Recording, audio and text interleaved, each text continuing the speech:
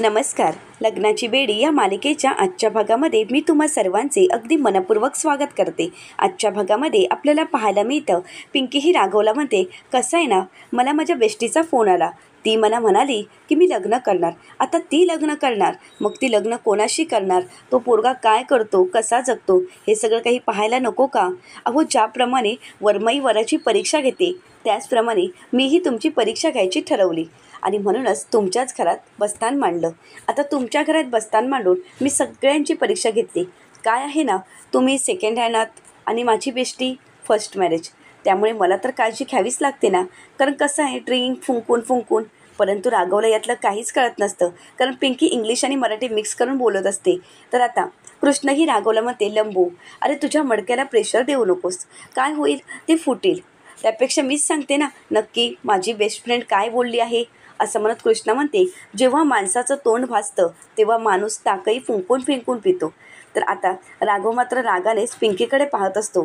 तर त्यानंतर कृष्णा ही पिंकीला विचारते, पिंकी, आता मला सांग, या लंबूसोबत मला लग्न करायचं आहे, परंतु याच्याशी लग्न करण्यासाठी याला तू किती मार्क्स देशील?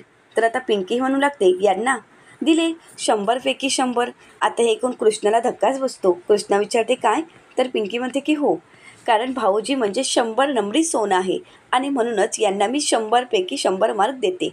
आता मात्र कृष्णा म्हणते, खरंच? तर दुसरीकडे पाहायला मिळतं, राजश्री काकू आणि रत्नाकर घरी आलेले असतात. आता रत्नाकर काका राजश्री काकूंना म्हणतात, अगं तू कुठे चालली आहेस? राजश्री काकू म्हणतात, काही नाही हो, सिंधूला मी प्रसादी देण्यासाठी जात आहे. आता रत्नाकर काका म्हणतात, राजश्री अगं थांब, अगं ती झोपली असेल, नंतर भेट ना, नंतर प्रसाद दे. तर आता राजश्री काकू म्हणतात, हो, परंतु मी तिला उठवते आणि तिला कुंकू लावते आणि प्रसाद देते, बाकी तिला मी काही त्रास देणार नाही. रत्नाकर काका म्हणतात, राजश्री अगं ऐक ना. तर तेवढ्यातच तिथे रुक्मिणी काकू येतात आणि म्हणतात, राजश्री अगं सिंधू नाही आहे खोलीत. तर आता रुक्मिणी काकूंना राजश्री काकू विचारतात, मग कुठे गेली आहे सिंधू? तर आता रुक्मिणी काकू शांत होतात आणि त्यानंतर कारण देत म्हणतात की राघवच्या खोलीत असेल. तर आता राजश्री काकू म्हणतात, चालेल, मग मी तिथे जाऊन भेटून येते, कारण मला तिला भेटायचं आहे. रुक्मिणी काकू म्हणतात, अगं तू अगोदर फ्रेश तरी होऊन घे, नंतर भेटू शकतेसच ना, आणि त्यानंतर तू जाऊन भेट. तर राजश्री काकूंना आत्ताच जाऊन भेटायचं असतं आणि त्या म्हणू लागतात, नाही, मला आत्ताच जाऊन तिला भेटायचं आहे. रुक्मिणी काकू म्हणतात, अगं जेवून तरी घे, जेवल्यानंतर भेट ना, आणि नंतर तुम्ही बोलालच, खूप गप्पा माराल आणि तुला औषधंही घ्यायची असतील ना. तर आता राजश्री काकू म्हणतात, वहिनी साहेब, अहो मी सगळं काही करेन, तुम्ही टेन्शन घेऊ नका, परंतु गुरुजींनी प्रसाद आणि कुंकू दिला आहे ते अगोदर मी तिला देणार आहे, कारण त्या दोघांचं लग्न निर्विघ्न पार पडावं यासाठीच तर आम्ही देवदर्शनाला गेलो होतो, मग ते कुंकू तिला द्यायला नको का, असं म्हणत राजश्री काकू निघालेले असतात. एवढ्यातच तिथे ऋतुजा काकू येतात आणि ऋतुजा काकू म्हणू लागतात, राजश्री वहिनी कशा आहात तुम्ही? अहो तुमचा प्रवास कसा झाला? आता राजश्री काकू म्हणतात, प्रवास अगदी मस्त झाला आणि मी अगदी ठीक आहे. तर त्यानंतर रेश्माही त्यांना थांबवण्यासाठी म्हणते, काकू मी तुमच्यासाठी चहा बनवू का? तुम्ही चहा घेणार आहात का? खूप छान असा तुमच्यासाठी चहा बनवते. तर आता ऋतुजा काकू म्हणतात, हो हो, प्रवासही झाला आहे आणि त्यामुळे वहिनींना थकायला झालं असेल, तू चहा बनव, आपण सर्वांनीच पिऊया. आता रुक्मिणी काकू म्हणतात, हो ना, खूप वेळ झाला, आपण चहाच घेतला नाही सगळ्यांनी, मग आपण सर्वांनी चहा घेऊया ना. तर आता राजश्री काकू म्हणतात की हो, घेणार आहे मी चहा, सगळं काही करू, परंतु फक्त 2 मिनटं, मी आता जाऊन आधी सिंधूला भेटून येते आणि मगच आपण चहा घेऊ. तर सर्वजण थांबवण्याचा प्रयत्न करत असतात. तर आता राजश्री काकू विचारतात, काय झालं आहे, सिंधू घरात आहे ना? आता रुक्मिणी काकू म्हणतात, हो, मी तुला सांगितलं ना. तर राजश्री काकू म्हणतात, मग काय झालं, तुम्ही सर्वजण मला का थांबवत आहात? रुक्मिणी काकू म्हणतात, काहीच नाही गं, परंतु राघव आणि तिच्या गप्पा चालू असतील ना, म्हणून मी तुला म्हणत होते की आता नको जाऊस. तर रुक्मिणी काकू म्हणतात, नाही, मला आत्ताच जाऊन भेटायचं आहे, जे काही बोलायचं आहे आणि जो प्रसाद द्यायचा आहे तो आत्ताच द्यायचा आहे. आता रुक्मिणी काकू रूमजवळ जात असतात, सर्वजण मात्र घाबरून गेलेले असतात. तर दुसरीकडे पाहायला मिळतं, पिंकी म्हणू लागते, परंतु एक प्रॉब्लेम आहे कृष्णा, ती मधू राणी, अगं मधुमक्की, अगं मला माहीत आहे तू हँडल करशील, परंतु. तर त्यानंतर कृष्णा म्हणते, हो का, त्याची काळजी तू करू नकोस. आता त्या दोघांच्याही गप्पा चालू असतात. तर तेवढ्यातच पिंकी ही मधूला आवाज देत म्हणते, कृष्णा.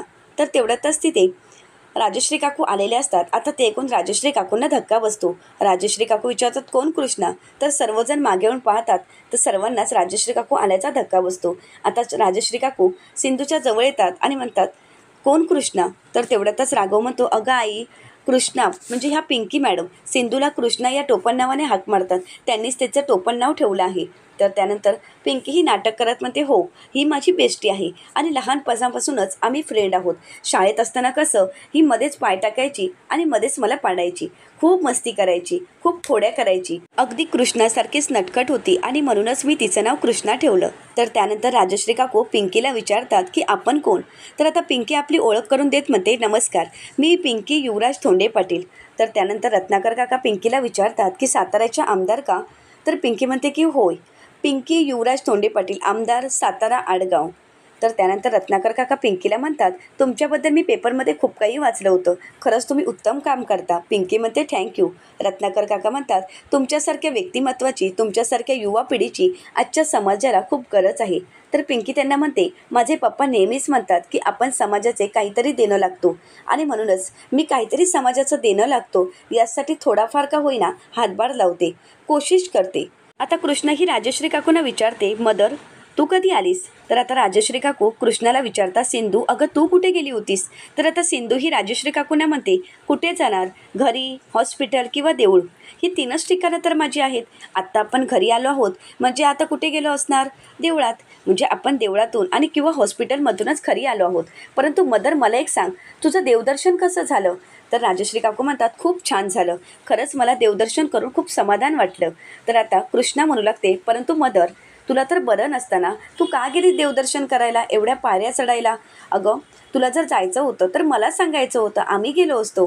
तर त्यानंतर राजश्री काकू म्हणू लागतात, अगं तुझं आणि राघवचं लग्न अगदी निर्विघ्नपणे पार पडावं यासाठीच तर आम्ही देवदर्शनासाठी गेलो होतो. तर आता कृष्णा म्हणू लागते, अगं पण लग्न कोणाचं, आमचं, मग आपल्याला सांगायचं ना, आपण गेलो असतो देवदर्शन करायला आणि तेवढ्याच पायऱ्याही चढून आलो असतो, तुलाही त्रास झाला नसता. राजश्री काकू म्हणतात, पुढच्या वेळी मी तुम्हाला नक्कीच सांगेन, आज मात्र मी तुझ्यासाठी काहीतरी घेऊन आले आहे. अगं मंदिरातील गुरुजींनी कुंकू आणि प्रसाद दिला आहे तुझ्यासाठी, अगदी देवीचा आशीर्वादच, असं म्हणत राजश्री काकू कृष्णाला लाडू देत असतात प्रसाद म्हणून. तर कृष्णा म्हणते, काय करतेस हे मदर तू, अगं प्रसाद आहे ना, मग प्रसादासारखाच खायला हवा, ऋतुजा काकूसारखा हाबाड ताबाड करून खायचा नसतो. तर त्यानंतर ऋतुजा काकूंना खूप राग येतो. आता ऋतुजा काकू कृष्णाजवळ रागाने पाहू लागतात. तर त्यानंतर कृष्णा म्हणू लागते, थांब मदर मी थोडासाच प्रसाद घेते, असं म्हणत कृष्णा त्या लाडूपैकी थोडासा लाडू खाण्यासाठी घेते आणि त्यानंतर म्हणू लागते, मदर आपल्यामुळे तुला खूप त्रास झाला असेल ना. तर आता राजश्री काकू म्हणतात, अगं नाही गं सिंधू, अगं आपल्या मुलांसाठी आईला कधी त्रास होतो का. नाही, मला कुठल्याही प्रकारचा त्रास झाला नाही. तर त्यानंतर रत्नाकर काका म्हणतात, परंतु सिंधू तुला भेटायचा ध्यास मात्र घेतला होता. तर आता कृष्णा म्हणू लागते, ठीक आहे ध्यास घेतला तर ठीक आहे, परंतु आता मला सांगा औषधं घेतली आहेत का. आता मात्र सर्वजण शांत होतात आणि त्यानंतर रेश्मा म्हणू लागते, औषधं, आल्यापासून चहाही घेतला नाहीये, मग औषधं कुठली. तर आता कृष्णा ही राजश्री काकूंवर चिडते आणि राजश्री काकूंना विचारते, मदर हे काय चाललं आहे, तुला आजारी पडायचं आहे का, म्हणजे तू आता चहा पाणी औषध काहीच घ्यायला तयार नाही आहेस. आता रुक्मिणी काकू म्हणतात, आता तरी तू घेणार आहेस का चहा पाणी काहीतरी. तर त्यानंतर राजश्री काकू म्हणतात की हो, आता सिंधू आहे ना माझ्यासमोर, आता मी सगळं काही घेणार आहे आणि तुम्हा सगळ्यांचं मी ऐकणार आहे आणि आता तुम्ही माझी कोणीही काळजी करू नका, मला अगदी बरं वाटत आहे. तर त्यानंतर कृष्णा म्हणते, मदर असं बोलून चालणार नाही, तुला औषध पाणी सगळं काही अगदी वेळेवरच घ्यावं लागणार आहे. तर आता राजश्री काकू म्हणतात, ठीक आहे बरं, मी तुझं सगळं काही ऐकणार आहे आणि घरातील सर्वांचं ऐकणार आहे आणि तू काळजी करू नकोस, मी आता ठीक होत आली आहे. कृष्णा म्हणते, मग तुला तर ठीक व्हायचंच आहे. तर आता ऋतुजा काकू रेश्माला म्हणतात, बरं झालं ही बया आली, नाहीतर आपण राजश्री वहिनींना काय उत्तर दिलं असतं आणि त्यांची तब्येत अजून खालावली असती. आल्या आल्या तर त्यांनी सिंधूलाच शोधायचं ठरवलं होतं. तर आता रेश्मा म्हणू लागते, सगळ्यात महत्त्वाचं म्हणजे आता ती पिंकी जाणार आहे. ऋतुजा काकू म्हणतात, हो ना, तेच तर आपल्यासाठी महत्त्वाचं आहे, जा बाई जा एकदा. ऋतुजा काकूंना पिंकीचा खूप राग आलेला असतो. तर त्यानंतर राजश्री काकू पिंकीला म्हणतात, पिंकी मॅडम सिंधू आणि राघवचं लग्न आहे आणि या लग्नाला तुम्हाला यायचं आहे. तर आता पिंकी म्हणू लागते, यात काय सवाल, मी तर येणारच आहे, तुम्ही फक्त तारीख काढा, मग बघा बँड बाजा बरात घेऊन आले दारात, कारण माझ्या बेष्टीच्या लग्नात मी येणार नाही असं होणार नाही. माझ्या बेष्टीचं लग्न अगदी धूमधडाक्यातच होणार आहे, सगळ्यांच्या लक्षात राहील असंच. तर आता रुक्मिणी काकू म्हणू लागतात, चला चला आता बस झाल्या गप्पा आणि राजश्री आता तू आराम कर आणि फ्रेश होऊन घे आणि फ्रेश होऊन झाल्यानंतर जेवून घे, आता चालताय ना सर्वजण. तर त्यानंतर रुक्मिणी काकू रत्नाकर काकांना म्हणतात, रत्नाकर घेऊन जा तू राजश्रीला आणि तिला फ्रेश होऊन जेवणासाठी घेऊन ये. आता रत्नाकर काका म्हणतात, ठीक आहे.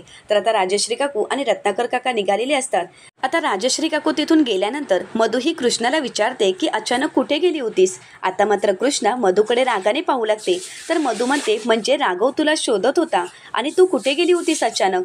तर आता रुक्मिणी काकू म्हणतात मला तर वाटलं होतं की तू हिच्या नवऱ्यासोबत पळून गेली असशील. म्हणजे कसं सोंटी वाचून खोकलाच गेला. तर आता कृष्णा म्हणू लागते ए फडफड काय चाललं आहे. तुला काय वाटलं हा खोकला जाणार आहे का. परंतु नाही, हा खोकला परत आला आहे. तर त्यानंतर रुक्मिणी काकूंना मात्र कृष्णाचा खूप राग आलेला असतो. आता रुक्मिणी काकू राणीला म्हणतात राणी चल. तर त्यानंतर सर्वजण तिथून जायला निघतात. रुक्मिणी काकू म्हणतात आता इथून सर्वांनी निघायचं आहे. आता रुक्मिणी काकू सर्वांना बाहेर घेऊन जातात. आता राघवा मनाशीच म्हणतो तूच माझी सिंधू आहेस हे तू का मान्य करत नाहीयेस. तू मला कितीही फसवण्याचा प्रयत्न केलास, कितीही रिपोर्ट दाखवलेस, तरी माझी पक्की खात्री आहे की तूच माझी सिंधू आहेस. असं म्हणत राघव आता कृष्णाच्या समोर येऊन उभा राहतो. तर आता राघवा कृष्णाकडे अगदी प्रेमाने पाहत असतो. तर कृष्णही राघवकडे पाहत असते. तर आता पिंकी त्या दोघांची ही मजा घेत असते आणि राघवला म्हणू लागते भाऊजी अहो तुमची तर नजरच हटत नाहीये. तर त्यानंतर पिंकीही राघवला म्हणते नजर हटी दुर्घटना घटी. असं म्हणत पिंकीही कृष्णाला राघवच्या मिठीत ढकलते. आता कृष्णही राघवच्या मिठीत असते. राघव कृष्णाला जवळ घेतो आणि कृष्णाला म्हणतो आय लव्ह यू. तर त्यानंतर राघव कृष्णाला मिठीत घेतो. आता हे सगळं दृश्य मधूने पाहिलेलं असतं. आता मात्र मधूचा जळफळाट होत असतो. तर पिंकीला मात्र खूप आनंद झालेला असतो. पिंकी ही त्या दोघांजवळ अगदी प्रेमानेच पाहत असते. त्या दोघांचं एकमेकांवर असलेलं प्रेम पाहून पिंकी खूप खुश होते. तर प्रत्येक दिवसानंतर राघव आणि कृष्णाची भेट झालेली असते. राघव प्रेमानेच कृष्णाला जवळ घेतो. तर त्यानंतर त्या दोघांचीही नजर काढत पिंकी म्हणू लागते अगं बाई काय रुबाबदार जोडा आहे, अगदी आमच्या जोड्यासारखाच, कोणाचीही नजर नको लागायला यांना. असं म्हणत पिंकी त्या दोघांचीही दृष्ट काढते. तर इकडे मात्र मधूचा खूप जळफळाट होत असतो. मधू म्हणू लागते ही परत तर आली आहे, परंतु का आली आहे मलाच कळत नाहीये. ही परत आली म्हणजे माझ्या आयुष्यामध्ये अजून प्रॉब्लेम, परंतु आलीच आहे तर हिला तिच्या प्रॉमिसची आठवण करून द्यावीच लागणार. आता पिंकी ही कृष्णाचा निरोप घेऊन घरी जाण्यासाठी निघालेली असते. कृष्णालाही खूप वाईट वाटत असतं. तर त्यानंतर पिंकी म्हणू लागते काय हे तू इथे आलीस परंतु आपल्या दोघांना गप्पा मारायला वेळच मिळाला नाहीत. तर त्यानंतर कृष्णाही पिंकीला मिठी मारते. तर कृष्णाही पिंकीला म्हणू लागते काय करणार, आई येण्याअगोदर मला घरी पोहोचायचं होतं आणि त्यात राघवने DNA टेस्टचे रिपोर्ट तेही मला चेंज करायचे होते आणि म्हणूनच मला वेळ झाला. परंतु थँक्यू सो मच की तू मला एवढी मदत केलीस. तर पिंकी म्हणू लागते मैत्रीत थँक्यू म्हणायचं नसतं. आणि हो दाजींबद्दल म्हणायचं तर दाजी म्हणजे 100 नंबरी सोनं. त्यामुळे तू अजिबात काळजी करू नकोस. ती मधू राणी कित्येक वेळा दोर टाकण्याचा प्रयत्न केला परंतु दाजी मात्र सिंधुमयच झाले होते.